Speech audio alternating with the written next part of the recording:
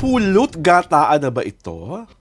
At ang ibig sabihin ba nito ay meron ng bata-bata? Paano ka ginagawa? Ay, ito po si Alwad Ignacio, ang diva that you love. Kasama ko ang aking kumaring ultra maldita. Hi, this is Alex Brosas. Kayo po ay nanonood ng reality show, Tariana Talakian Showbiz Editions.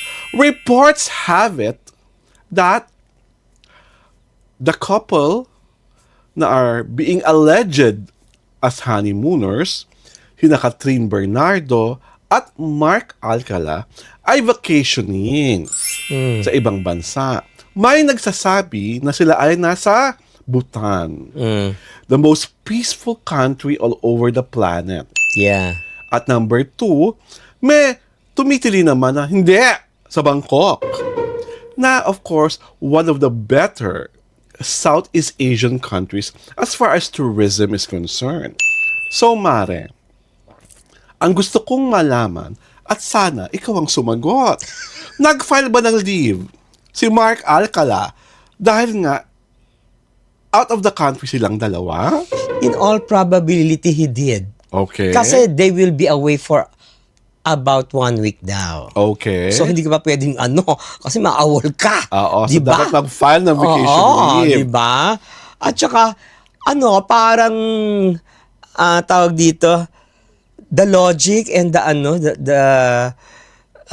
tawag dito, yung pagkakasunod-sunod ng mga events is very logical. Okay. You know why? The chronology of events is logical because kasi ang birthday ni Catherine, March 26. okay. Which was 3 days ago ba? Or 2 days ago? Yes. Diba? So, on leave siya the entire week from the taping. Okay. Yung series nila ni James Reid. So, yung co-star niya na si Maha Salvador, most probably knew that. Kaya, in advance ng 1 week yung birthday treat niya. For Catherine. So, last week pa siya nagpa-birthday treat for Kat. Oo, sa taping. Yun. So, kung mag-aware si Maha na Mark and Catherine are traveling ng birthday week niya. Which is this week. Di ba? Pangalawa, di ba the last time that they were spotted together was in a mall? Sa mall, may punasan ng labi. Hindi ko alam kung sa SM Aura ba yun? Or sa BGC. Basta, what was clear to me was that yung kasama ni Alcantara, ni Mark Alcantara, Mark Alcala pala, sorry, ni Mark Alcala, he was he was holding what looked like yung camping gears. So, the connect yung nagdadat, so they will go camping kasi di ba maganda mag-camping doon sa Bhutan. Yes. So, yun ang connection. Oo. Yun ang inanon. Kaya pala lahat ng binili doon sa heavy duty camping gears. Bhutan is one of the place na maganda nga mag-camping. May mga Sherpas at higit sa lahat, lahat ng tao doon mabait. Tsaka mahal. Diba? Mahal pala doon. Oo. May mga parang may tourist, I've read, ewan ko kung tama ako, may mga exemption dun sa mga, dun sa mga nations na, ewan ko kung ano nila, pero hindi kasama ang Philippines eh. Kaya mahal pag ang Pilipino nagpunta doon. May may 50% discount dun sa ibang nations. Pero pagka hindi, pay ka ng Hindi naman issue doon yung mahal. Siyempre, pag mahal mo, dapat mahal. Ay, diba? mahal ang pagmamahal? Mahal ang pagmamahal. Diba? Parang ikaw lang. Nakakaloka. Parang may natumbok na naman ako.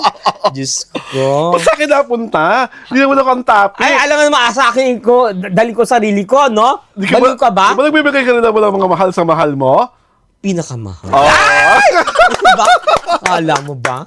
Ako papatalbog. Charot! Diba? Wala na ako minamahal ngayon. Ay, hini-hate mo na nga eh. Ay, diba, yung ba yun? Oo, na diba? yung mga yun. Oo. Let's put it this way. Ano lang naman talaga sila? nandyan lang, mga bituin. Ay, Pero alam mo namang hanggang dun lang yun.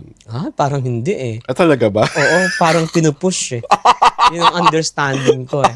That is my observation. Iba na Somebody is pushing. Iba na ang mga bet ko ngayon. Ay. Alam mo mga bet ko ngayon, film reviewers, theater Ay. actors. Ay, Di ba? yung nasa pep ba yun? Tapos yung isa maganda ba yan? ba yun? Yes. And before we Mga even ganun. talk about theater actors, I would like to congratulate Floyd Tena Ay. because he's going to be a lead star in a movie for Cinemalaya this 2026. Ang title nun ay Tirik. He's going to play Tirik? Tirik. Ay, He's parang tirik- erotic. Parang tirik na araw. He's going to play a down and out taxi driver. Tapos bida siya. Tapos ang share na niyang stellar billing is Rocco Nasino who plays a priest. Ha? Diba? Tara. O Floyda, diba? Wala lang. Parang naiba na ang equation. Parang, Kasi we're talking about love, love, love. Diba? Catherine Kaya and nga. Mark Alcala. Diyos ko. Love, love, love ko si Floyd Tena. ay nako, ewan ko lang. Diba? At yung mga major film reviewers naman na dalawang mark sa buhay ko. Aray Hey, ko. you guys! Looking forward to see you Hay! and watch a movie together again. Kaya pala pag nagre-review, inspired. Parang parang I cannot review pag kami kasama akong ganun. Talaga? Oo. Bakit? Because ang concentration ko dapat sa movie. Nakakonsentrate naman ako sa movie. Ay, hindi. Ikaw pa, alembong ka. Nakakonsentrate naman Nako, ako. Nakakonsentrate ikaw pa. naman ako sa movie pero Nako. magka-holding hands kami. Charot. Ikaw pa ba? Diyos ko, dahil kilala kita, no? But Wag anyhow, ako. for Catherine and Mark Alcala, wherever you are, enjoy. Diba? Whether it's in Bhutan, it's in Bangkok, sooner or later naman, I'm sure may mga larawang lalabas. Pero parang feeling ko, mas Bhutan talaga kasi ang Bangkok, very ang daming Mga Pilipino. Ang daming tao doon. Ang daming tao, ang daming makakapagpaparazzi, Yeah, ang daming makakapag-video. Sa Bhutan, medyo, kasi nga May sabi sense mo of nga, privacy. mahal yung Mendes. At saka, kung totoong sabutan sila, this is Catherine's second time. Nakapunta na ba siya doon? Doon ang shoot, taping ng first, nila, teleserye ni DJ? ni DJ. Princess and I. Yeah, Diba? Tapos, yung bakit sa Korean novela. No. It's not. Korean drama yun dati. Parang hindi, ewan ko. Based sa Tapos Korean di ba drama. nandun pa nga sa kasi si Gretchen Barreto. Yes, oo. Korean drama yun dati. Oo, yun. Doon siya First teleserye nila yun. It was shot in Bhutan for 2 weeks. Well, I'm sure naman, limot na ni Catherine yung ala-alang yun. Kasi nga, ang sabi nga she's making better memories now. Oo nga parang she was braving the memories of the past and erasing it at the same time. Yeah. Di ba? Parang ganun Kasi ang nga she's making nangyayari. new moments and memories with Mayor Mark Alcala na nakalive. At least sa kalib, di ba? Nakakaloka. Ano expectations mo sa rom-com nila ni James Reid? Anong gusto mong makita? Matagal pa naman ito ipapalabas, di ba? Oo, pero Baka by June pa? ang tawag dito, pagka yung love team ang tiningnan, of course, buwag na yun Yung love team na Ako, interesado perception. ko, ano talaga yung kwento? Oo, love team na Pero, kung nag-mature na talaga sila din sa mga roles nila, and they offer something new, it will be a hit. Hindi maano. Tsaka syempre, we must understand na first nila to First project together. di ba? So, yung curiosity ng Pilipino, ng mga audience, nakaano sa kanila, nakafocus. And what I really like about the idea is that they're both in happy relationships. Mm-mm. So, talagang alam natin agad na yung para pakilig angle, ma-erase. Talaga ang pagbebentahan talaga. Yung husay nila, yung chemistry nila, yung narrative. The kwento of the story. The kwento of the bagong pagtatambalan nila. Mm-mm. Which I think is about time. At saka dapat naman talaga at their age, tama na yung mga meet cute. Yung mga, diba, mga pakilig na... Oo, 30 na si no? Sila pareho, di ba? Parang Both in 30 their na ba? 30s na sila. Oo, 30 lang si Catherine. Si James. I'm sure mga 30 something. mga 32, 33, mid-30s siguro. Oo. Si James. But whatever happens is that kung kayo man ay nag-honeymoon o talagang trekking sa mga bundok-bundok ng Bhutan, well, mag-ingat kayo. Diba? And we're just hoping that when you come back, you share stories about your trip. Tama ba ako doon? That remains to be seen. Diba?